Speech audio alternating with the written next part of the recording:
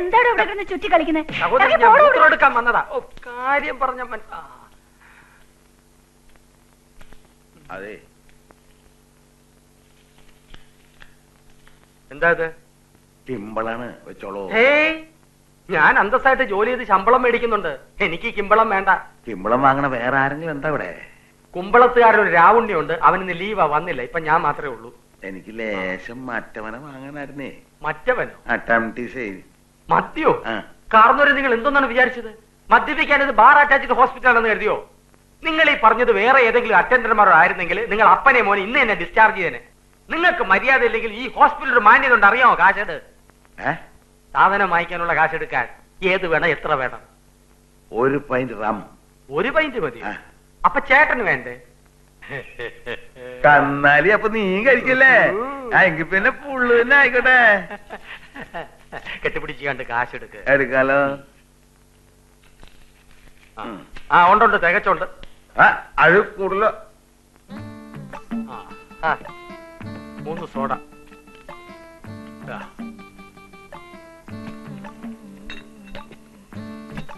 രണ്ടെണ്ണേ ഉള്ളൂ. കുഴപ്പമില്ല, പൊട്ടിച്ചതിനകത്തോട്ട് ഒഴിച്ചോ. ഫ്ലാസ്കിൽ സോഡയാ? പിന്നെ ടാങ്കറിൽ കൊണ്ടുപോകണം സോഡ.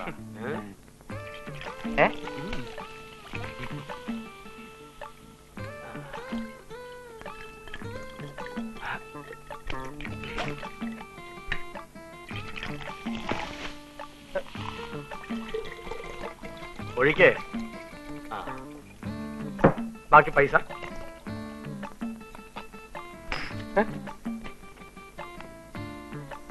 പോട്ടെ.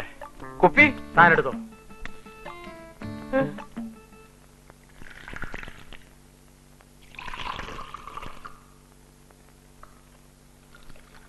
നീ എന്തുടേ അളക്കണേ? അങ്ങനെ ഒഴിക്കടാ ചാവി.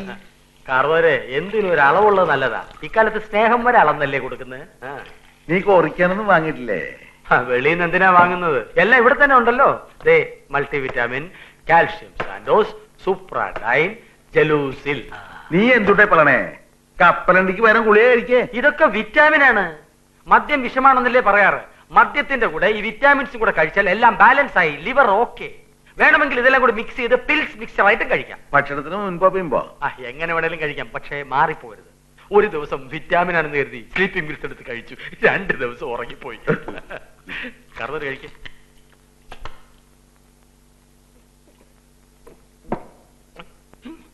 സ്നേഹം.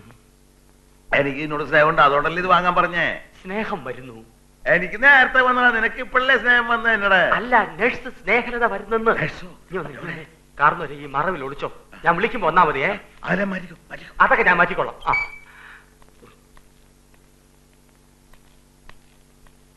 താനെന്താ ഇവിടെ? അതിപ്പോ സ്വല്പം മുമ്പേ അവിടെ നിൽക്കുകയായിരുന്നു. എന്താ സ്നേഹം? സ്നേഹം? സ്നേഹലതയെ സ്നേഹം കൊണ്ട് സ്നേഹം എന്ന് ചെറുതാക്കി. തൽക്കാലം താൻ എന്നെ അങ്ങനെ അങ്ങ് ചെറുതാക്കണ്ട. താൻ എന്നാ റാഫേലിന്റെ ഫാദറിനെ MD വിളിക്കുന്നു പോയി പറ. അയാൾ ഇങ്ങോട്ട് വന്നില്ല. റൂമിൽ പോയി പറയണം. അല്ല, ഞാനിവിടെ ഉണ്ട്. നിങ്ങളെന്താ ഇവിടെ? നേഴ്സമ്മല്ലേ പറഞ്ഞ MD വിളിക്കണമെന്ന്. അതല്ല ചോദിച്ചത്, ഇവിടെ എന്താ കാര്യം? അതെന്നെ പറഞ്ഞ MD വിളിക്കണമെന്ന് പറഞ്ഞില്ലേ? ഞാനിപ്പോഴും വന്നിട്ട് കേട്ടോ നേഴ്സമ്മേ, ഈ എന്താ സ്നേഹലതയെ ബോധമില്ല സംസാരിക്കുന്നത്? ഉള്ളിൽ കീറി ചോദിക്കണോ? കാരണം MD വിളിക്കുന്ന അങ്ങോട്ട് ചെല്ലാ. വിളിക്കാലോ, ഞാനൊരു പേഷ്യന്റ് അപ്പനാണ്, എന്നെ വിളിക്കാലോ MDക്ക്.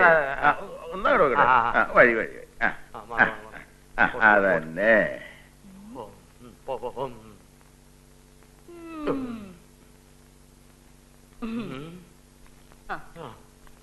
സസ്പെൻഷൻ ഉറപ്പായി. അല്ല, സമയം എത്ര ആയിട്ട് MDക്കുള്ള ചായ കൊണ്ടു കൊടുത്തില്ലേ? മുഖത്ത് കണ്ണില്ലേ? ചായ ഒഴിച്ചോണ്ടിരിക്കുകയല്ലേ? രാവിലെ തന്നെ ഒരു സ്റ്റുപ്പിട്ടും ഗെറ്റൗട്ടും കിട്ടി. അത് തനിക്ക് നിത്യവും കിട്ടുന്നതല്ലേ? അതെ, ഇത് കൊണ്ടുപോയി MDയുടെ റൂമിൽ കൊടുത്തില്ലെങ്കിൽ വേറെ ചില ചെറിയ കേൾക്കേണ്ടി വരും. എന്ത് ജന്മവടാ. MDയുടെ ചായ എടുത്ത് കുടിക്കുന്നേ. എന്താ MDക്ക് മാത്രമേ ചായ കുടിക്കാവോ? ഒരു തൊഴിലാളി ചായ കുടിച്ചാൽ എന്താ തൊണ്ടേ കൂടെ ഇറങ്ങിയല്ലേ? ഓസിന് കിട്ടിയാൽ ആസിഡും കുടിക്കുന്ന വർഗമല്ലേ, പറഞ്ഞിട്ട് കാര്യമില്ല. എന്നെ സ്റ്റുപ്പിഡെന്ന് വിളിച്ചതല്ലേ? ഞാൻ കുടിച്ച കപ്പി തന്നെ അയാൾ കുടിച്ചാ മതി. എന്നെ ബ്ലഡി ഫുള്ളെന്ന് വിളിച്ചതല്ലേ? എന്റെ വിരല് മുക്കിയ ചായ അയാൾ കുടിച്ചാൽ മതി.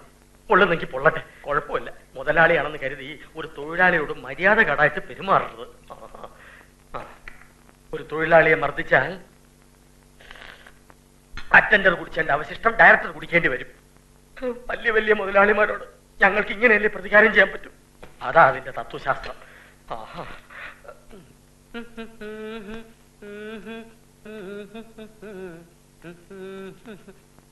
വാതിലി മുട്ടില്ല എന്ന് പരാതി വേണ്ട.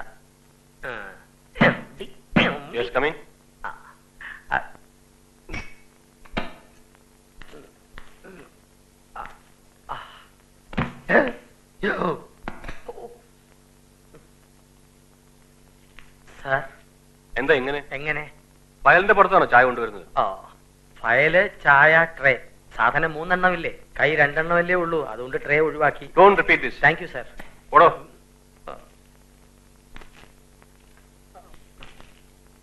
അല്ല, ചായക്ക് മധുരം പാകത്തിനുണ്ടോന്ന്.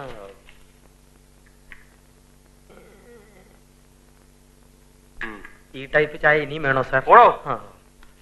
വേണ്ടെങ്കിൽ വേണ്ട. ചേട്ടാ, അന്യർക്കുള്ള പ്രവേശനമില്ല. സത്യം പറയട്ടാ, ചേട്ടൻ വേദനിക്കുന്ന ഒരു ആത്മാവല്ലേ? ചേട്ടന് വിഷമങ്ങളുണ്ട്, എനിക്ക് വിഷമങ്ങളുണ്ട്. വിഷമങ്ങളൊക്കെ തീർക്കാൻ ഈ ലോകത്ത് ഒരൊറ്റ ഔഷധമേ ഉള്ളൂ. സാധനം ഉണ്ടോ? സാധനം നമുക്ക് ബാറിൽ ചെന്ന് കഴിക്കാം. അവിടെ ആവുമ്പോ തീരുമ്പോ അടിച്ചുകൊണ്ടിരിക്കാൻ. ഡ്യൂട്ടി സമയത്ത് ഞാൻ മദ്യപിക്കാറില്ല. പിന്നൊരിക്കലാകാം എന്ന് പറയാൻ എനിക്ക് പറ്റില്ല. ഞാൻ മുങ്ങി വരാൻ പൊക്കോ.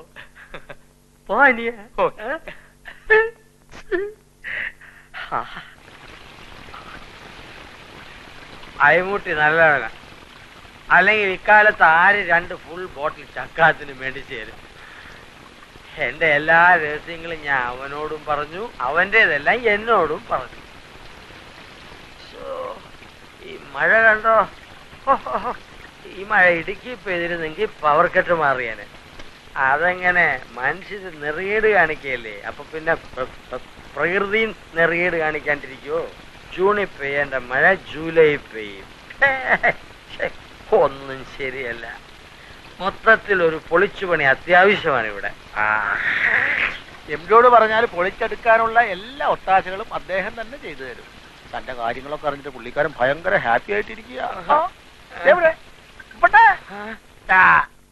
വാതിലെത്തിച്ചാ ട്രിപ്പ് കൊടുത്തു വിടാം. എന്താ ഇത്?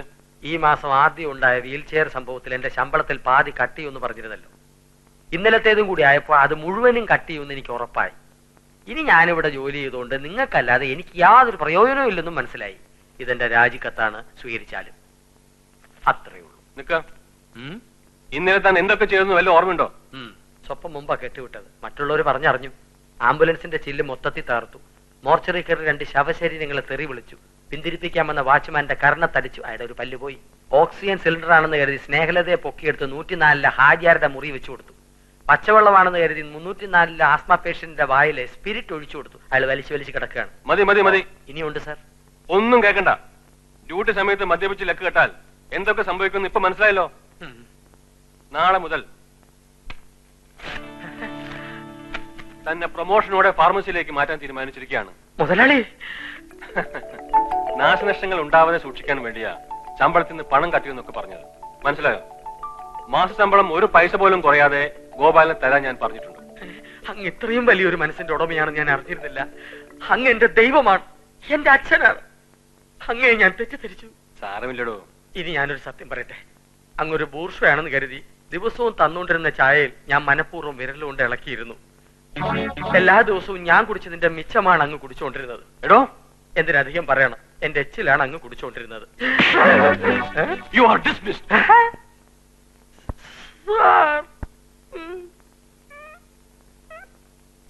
ഇടിവെട്ട്, നടുവെട്ട്, വാദം, ഉളുക്ക്, ഒടിവ്, ചതം, വെറുംപിത്തം, വാട്ടപ്പിത്തം, മഞ്ഞപ്പിത്തം, കുഷ്ഠം, മന്ത്, മഹോദരം, പുഴുക്കടി, വളങ്കടി, പനി, എലിപ്പനി, ഡെങ്കിപ്പനി, ചൊറി, ചിരങ്ങ്, പരു, മുണ്ടിനീര്, ആണി മുതൽ എയ്ഡ്സ് വരെയുള്ള മാരകമായ രോഗങ്ങൾക്ക് ഫലപ്രദമായ സിദ്ധൌഷധം ഗോപാൽജീസ് അഷ്ടവർഗാദി ഗുൽഗുലു ടോണിക്. ഗോപാൽജീസ് അഷ്ടവർഗാദി ഗുൽഗുലു ടോണിക്. സാധാരണക്കാരനായ ഒരു മനുഷ്യന് പനി വന്നാൽ ഇതുപോലുള്ള ആശുപത്രിയിൽ കയറി ചികിത്സ തുടങ്ങിയാൽ അവന്റെ പനി മലമ്പൈറ്റിസ് ആണെന്നും മലമ്പനിയാണെന്നും പറഞ്ഞ് 100 കണക്കിന് ടെസ്റ്റുകൾ നടത്തിയ 12,000 രൂപയും 10 സെന്റ് സ്ഥലവും നഷ്ടമാകുന്നു. അവൻ കഷ്ടത്തിലാകുന്നു. മാത്രമല്ല ഭൂലോകവാസം വെടിഞ്ഞ് അവന് പരലോകത്തേക്ക് വിസ കിട്ടുന്നു. പക്ഷേ ഗോപാൽജി സഷ്ടവർഗാദി ഗുൽഗുലു ടോണിക് നിങ്ങൾ ഉപയോഗിച്ച് നോക്കുക. 108ൽ പരം ആയുർവേദ മരുന്നുകൾ വാറ്റി നീറ്റി ഊറ്റിയെടുത്ത ഈ സിദ്ധൌഷധം നിങ്ങളുടെ ചോര ഊറ്റി കുടിക്കില്ല, പണം ഊറ്റി കുടിക്കില്ല, മറിച്ച് ആരോഗ്യം പ്രദാനം ചെയ്ത് ജീവിത പന്ഥാവിൽ ഒരു യാകാശത്തെ പോലെ കുതിക്കുവാൻ സഹായിക്കുന്നു. പ്രിയപ്പെട്ട സുഹൃത്തുക്കളെ, നിങ്ങൾ അങ്ങോട്ട് പോകരുത്. അത് ആശുപത്രി അല്ല, ബ്ലേഡ് കമ്പനിയാണ്. പോകുമ്പോൾ നിങ്ങളുടെ വീടിന്റെ ആധാരവുമായി പോവുക. അങ്ങനെ നമ്മുടെ അഷ്ടവർഗാദി ഗുൽഗുലൂട്ടോ. ഹോസ്പിറ്റലിനെ പറ്റി ഗോപാലിന് എന്തെങ്കിലും കംപ്ലൈന്റ്സ് ഉണ്ടെങ്കിൽ അത് ആദ്യം പറയേണ്ടത് എന്നോടാ, ഇവിടുത്തെ ജനങ്ങളോടല്ല. ജനങ്ങൾ ഒരു പ്രധാന ഘടകമല്ലേ മാഡം? അവരെ ഒഴിവാക്കിക്കൊണ്ട് ഏത് പ്രസ്ഥാനത്തിലാണ് വിജയിക്കാനാവുക? കച്ചവടം കഴിഞ്ഞിട്ട് എന്നെ വന്നൊന്ന് കാണണം. ശരി, ഇന്ന് തന്നെ ഗുൽഗുലു മതിയാക്കി ഞാൻ മാഡത്തിനെ ഒന്ന് കാണാം. ഓക്കെ സർ, ചായ. ഞാൻ വിരലിട്ടിളക്കാത്ത എച്ചിലാക്കാത്ത നല്ല ഒന്നാന്തരം ചായ, ധൈര്യമായിട്ട് കുടിക്കാം. തന്നെ കോമ്പൗണ്ടിനകത്ത് കണ്ടുപോകുന്നത് പറഞ്ഞിട്ടില്ലേ? ഇന്നലെ വരെ ഞാൻ കോമ്പൗണ്ടിന് പുറത്തായിരുന്നു, പക്ഷെ ഇന്ന് റീജോയിൻ ചെയ്തു. ആര് പറഞ്ഞിട്ട്? ഈ ആശുപത്രിയുടെ യഥാർത്ഥ ഉടമസ്ഥ ഡോക്ടർ സുബ്ബലക്ഷ്മി MBBS MD. അവരെ അറിയുമല്ലോ. മൊത്തത്തിൽ ഇവിടെ ഒരു ക്ലീനിങ് ആവശ്യമാണ്. അതിന്റെ ആദ്യ പടി എന്ന നിലയ്ക്ക് നിസ്സാര രോഗങ്ങളുമായിട്ട് വരുന്ന രോഗികളെ സ്കാനിംഗ്, ബയോപ്സി, ECG, എക്സ്റേ തുടങ്ങിയ ടെസ്റ്റുകൾക്ക് വിധേയരാക്കണമെങ്കിൽ ഇന്നു മുതൽ എന്റെ അനുവാദം വാങ്ങിയിരിക്കണം. ഇത് ഡോക്ടർ സുബ്ബലക്ഷ്മിയുടെ ഉത്തരവാണ്. ചുരുക്കി പറഞ്ഞാൽ പാവപ്പെട്ട രോഗികളുടെ കാശ് പിടുങ്ങരുത് എന്നർത്ഥം. ഓക്കെ?